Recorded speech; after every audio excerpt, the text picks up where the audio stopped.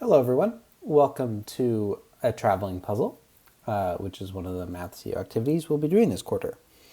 The goals of this introductory puzzle is to first introduce logic puzzles, to practice deductive reasoning, and also practice using different representations to solve problems.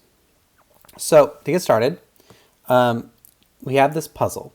Rochelle, Thomas, Josefa, and Naziri are each going to go to different places, and they're each going to use a different mode of transportation: train, car, ship, or plane.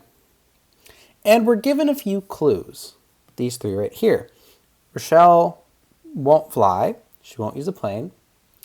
Thomas will go by land, so ship and plane are out of the question for Thomas.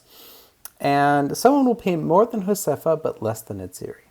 Okay, so we want to use these clues along with this helpful fee table to figure out who is traveling by which method.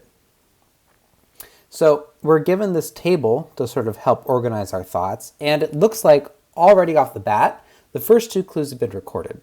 So Rochelle almost never flies, so she won't use a plane. No plane, so either train, car, or ship. Okay. Thomas will go by land, so we know that he's going to either use a train or a car. So maybe a large part of the difficulty of this particular problem is understanding how to interpret that last clue. So there's several different ways you can sort of go about exploring it. This is the way that I thought of.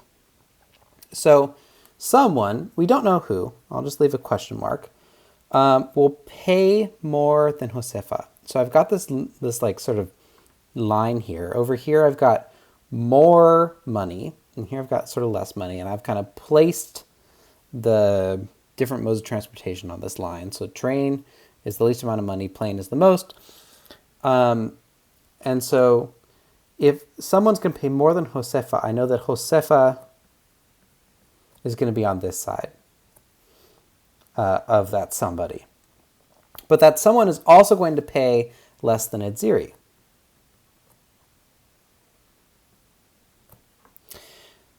So we kind of have an ordering to them. And I think we can deduce something from this, namely that if we sort of put these on the line, we can see that this is one option. Maybe Josefa goes by train. And then the person who has to be in the middle between them, there has to be someone between them. Maybe it goes by car and Naziri goes by ship. Or we could scooch them over one. And Josefa goes by car, someone goes by ship, and Naziri goes by plane. Or possibly maybe they're spread out and this magical someone can go either place.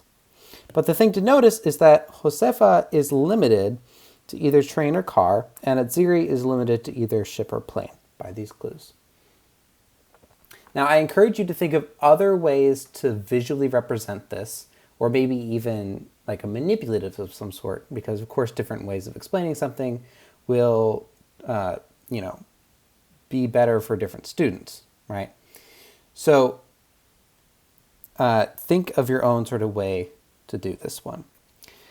Now, if we use this idea and we put them to a table, we'll see something interesting.